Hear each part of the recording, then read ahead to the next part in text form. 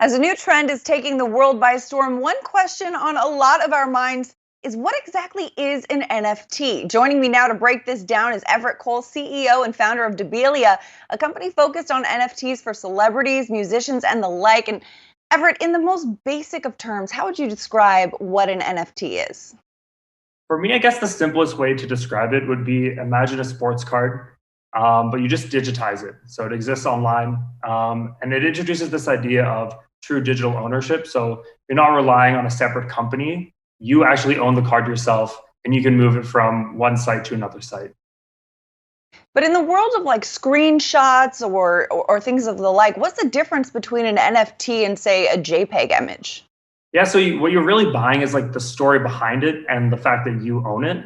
So yeah, somebody could take a screenshot of it the same way that they could take a screenshot of like the Mona Lisa, or somebody could make a fake pair of Jordans.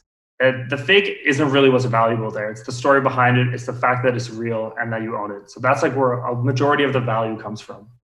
How is the realness authenticated in this situation? Yeah, so it's on the blockchain, which is essentially just like a digital ledger online, and it's 100% available for anybody to go in and check who owns what. It's possible to break in and change the data, so you make sure that everybody owns it. Make sure that nothing can be traded to somebody without somebody else's approval. So that's how you make sure that it's owned by you and that it can't be changed at all. Now, a lot of people will buy art, say, for example, as an investment piece, but also as something to decorate your space with and something you can enjoy while you own it, while it appreciates in value. It sounds like NFTs are kind of more strictly investment pieces, more of the like of a Bitcoin of such. How would you make that comparison? Yeah, so when you're talking about digital art in particular, there's lots of different ways you can display it. We've seen different galleries, even like very recently, start to do digital displays. So you can bring that into your house. There's lots of like cool displays out there that you can get for your digital art.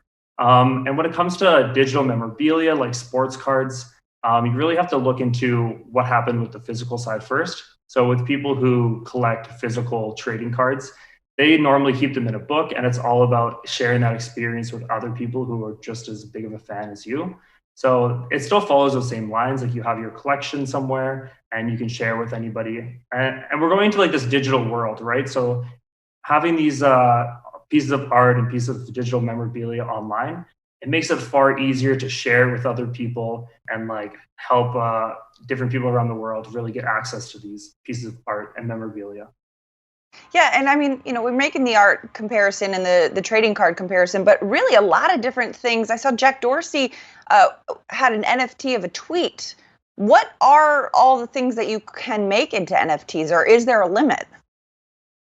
There's no limit. You can NFT anything, and it really comes down to the story behind it. So you're NFTing the personality, the story. And before, it was hard to invest in like digital moments that were happening around the world. You couldn't get there were like these amazing videos online, but you couldn't really like own a piece of that. So now anybody can own a piece of digital content out there. So that's really the beauty of NFTs. Everett Kohl, thank you so much for the insight on NFTs. Of course, thank you so much for having me.